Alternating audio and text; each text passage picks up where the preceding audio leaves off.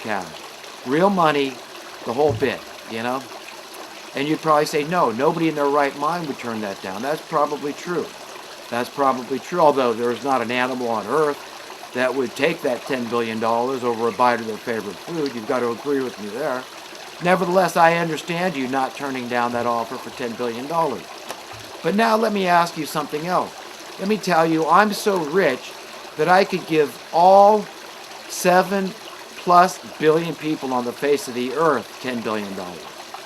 So that means I'm worth 7 billion. Wait, what would that be? That's a number difficult to think of. But if you give 7 billion people 10 billion at $1 billion, that's 7 billion dollars. So I guess it would be 70 billion is the amount that I would have to have, and I guess that's not even a trillion. My math might get a little fuzzy at this point, not because I'm trying to be dishonest, but because the figures get too high, as you understand.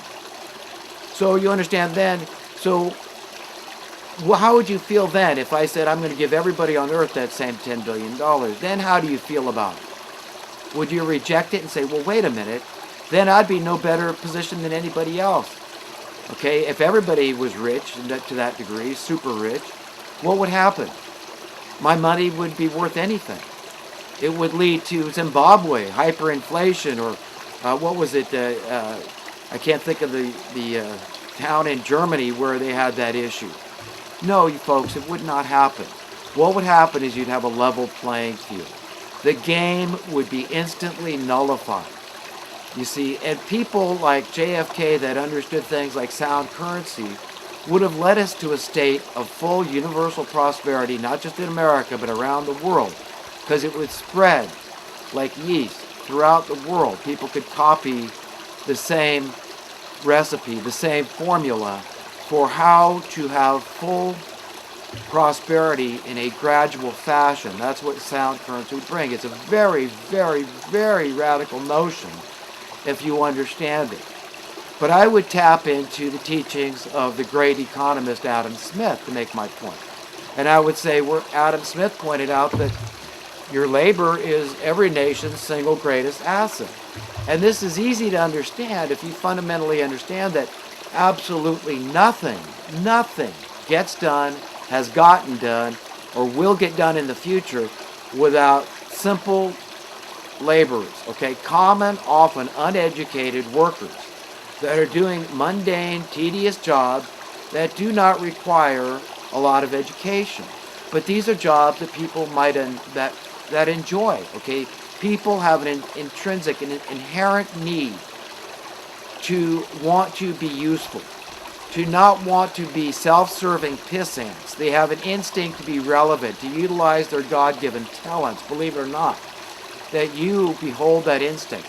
It's just that your instincts have been corrupted by the rulers of this world so that you are made in their image and likeness, this money-loving monster. We're all like mini money-loving elitist monsters, okay, because that's the way we've been trained to be. And it's very serious, it's very grave. It's not funny, it never has been funny. And to find our way out of this very, very dark place that keeps getting darker while the wealth disparity keeps growing, while the wealth concentration keeps taking place, it's going to be very challenging, and we're really going to need the very help of God. And that's available to us because as it's written, we human beings are created just a little lower than the holy angels. We have great potential. We have big shoes to fill. We've got to put on our big boy and girl pants, and we've got to go out there and confront our evil overlords and say, you know something? I want the best for everybody. Sorry, but I like it like that. I like who I am. And I sleep well at night. And God cleanses my wicked heart daily. He cleanses my money-loving, pathetic, money-needing heart every day. And it is pathetic because, like I said, the things that we need most, we tend to love most, I see that in myself. I see that. I see I'm needy. I'm scared. I'm pathetic. And it all comes down to money. That's what makes me scared. I'm financially insecure because that's the way I've been made. It's not because I'm lazy. It's not because I'm not useful to society. It's not because I'm not willing to serve. It's because this world has been destroyed. Our economic reality has been destroyed to the nth generation. Intentionally, artificially, purposefully destroyed. Deliberately. Okay? I know this as a matter of fact. Okay? Economic matters are one of my very keen interests. I took an IQ test just last night. And while, you know what, I don't know that the scoring is anything to brag about, but it seems like it was okay, especially since some of the questions seemed so arbitrary, obscure, abstract, and bizarre, quite frankly. Nevertheless, I mean, I took it and I did okay, but I didn't see a lot of sense in these questions. A few of them, might say, okay, this is logic and this is important to understand. But when it comes to economics, it's really super simple. And if I can convey one thing to anybody that would listen to me on these videos, and that would be just that economics is simple. It really is a forest for the trees thing. Okay? The problem is that our language, the definition of the words has been manipulated. So it's the same language. In every language, every culture, if you manipulate the meaning of the words, all the languages are being changed in synchronicity. Okay, and that's all by design. The definitions are evolving incrementally. They change. So that's why you end up with all these multi-definitions, like for a word like world. Like in the Bible where people always quote John 3:16, God so loved the world he gave his only begotten Son, that whosoever believes in him shall never perish but have everlasting life. So it's very important to understand the context of the word world. Was Jesus talking about the planet, the earth, that God loved, like the way world means to many people today? It's synonymous with earth. No, he meant the people of the world. It's like you talk about America. We're talking about not the real estate. We're talking about the people of them, the American people. Okay, this is what's important to understand, the context of the world. So when we talk about a word like capitalism, a lot of people have a very negative connotation with that word because this is what these people have done. They hijack a term like religion. They've turned it into a very bad thing. It's a great negative today in our culture. The only good religion out there, depending on your definition of the world now, is the state, the establishment. So Satan, through the money printers and the politicians, the establishment at large, this conglomerate, this giant monopoly, behemoth, is the system, this beast system, really. So this is the right way to think, if you think like the establishment. And the wrong way to think is to be religious and so the good thing is to be secular, bad is religious. And capitalism now, this is bad. Good is socialism, right? Because socialism is, if you ask most people, the liberals are the socialist ones because they care about the poor more. And by and large, this could be true that, a lot of liberals are really well-meaning people. The problem is they don't understand things like taxation. And they don't understand the intrinsic danger of making the state your religion of choice.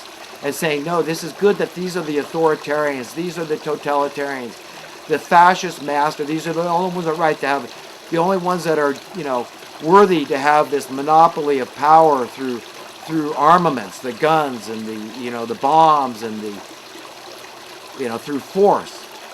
And these are, the state can be trusted. So these politicians and their money printing masters who are above them, who write their checks, these are the ones we could trust, which really comes down to Satan being at the very head, or the spirit thereof. If you don't believe there's a literal being, whatever, that's neither here nor there.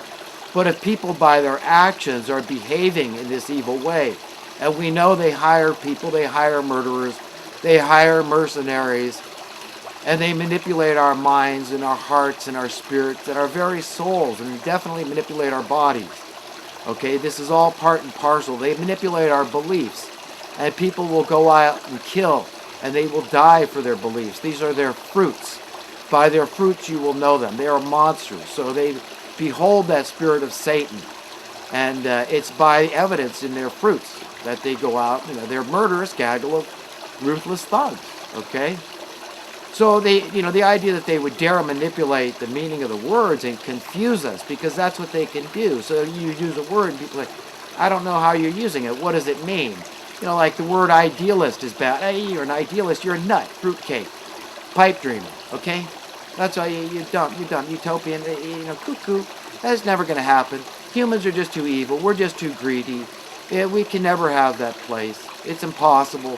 So they poo-poo the whole idea, like Jesus saying, be perfect, like your Father in heaven is perfect. We should strive for that. Strive to be better people, to strive to value the right things. And, to not value those things that are ugly in His sight. And just to become better people, one day at a time. No, don't do that. That's stupid. That's what the world system, the secular world thinking will tell you. Just listen to us. Just go out there and get a good education, make a lot of money, store up your nuts. That's your safety. That's your security. That's your freedom, right? That shows that you're prudent. That shows you're pragmatic. That shows you're practical. That shows you're intelligent. That shows you have common sense. If you just do that one thing. So just put blinders on. Don't listen to the naysayers, all these nutty idealists that will tell you, we've got to get sound currency into the system.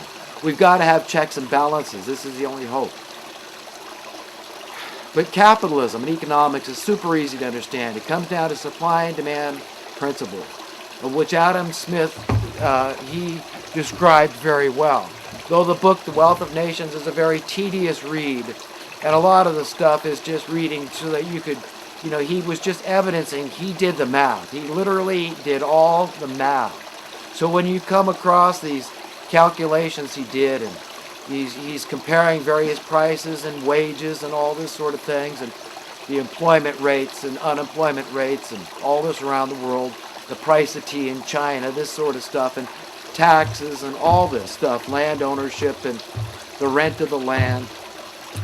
A lot of it is just that this man devoted his life to the nuances of economics, but he also understood the macro picture, the big picture. And he understood that really at the end of the day, if you don't have an egalitarian mindset in the positions of power that are creating the currency and the policies that we all live under, it's never going to work. It's always going to be askew. You're always going to have issues in society, and the problems will only grow. Wealth disparities, wealth concentrations, wealth inequalities, economic injustice, which comes down to oppression. This is how you oppress a people. This is how you repress a people. This is how you persecute a people. This is how you commit tyranny against a people. It's through economics. So understand that the last thing that our overlords want you to understand is economics. But I'm here to tell you it's all very simple. It comes down to progress. Progress now has a negative connotation. A progressive is a nutty liberal that believes it's progressive to have abortions on demand and whatever else, maybe legalized prostitution or whatever the case, radical, the negative connotation the word liberal has taken on, radical notion that they've taken on. But I'm not going to debate the nuances, and the word and how it's evolved right now. I'm just trying to make a point that we've all been trained to believe that economics are too complicated to understand, but I'm here to tell you it's not. And again, pointing to progress, it comes down to knowledge and how knowledge has accumulated. And this is something that cannot be stopped, that these elitists can't stop. So what they've done is they've embraced it, and they've manipulated us even further. Now they use price fixing. There was a time when people said, wait a minute, they don't want to depopulate the earth. We're their slaves, dude. We're their consumers. They need us. And I'm telling you, this is why you've got to understand the pernicious, the very dangerous nature, the very bad nature, the very grave nature of allowing market manipulation, price fixing, and price rigging. Because what you can do is you can say, look, you could take half a town and just take them off and just slaughter them like sheep, okay? And people would say, wow, that'd be good because I know one thing, according to the law of supply and demand, there's going to be a whole lot of extra housing out there. And, how are they going to sell their food and goodies, all those luxury items, automobiles, everything's going to be slashed in half. or better, because there's all that competition, supply and demand, free market, and all that. Not with price fixing, not with price rigging, not with collusion, market manipulation, crony capitalism, which has nothing to do with capitalism. Again, the word's been hijacked, usurped, altered, neutered, changed. It's criminal what they've done. But this is what they've done. They've besmirched the word capitalism.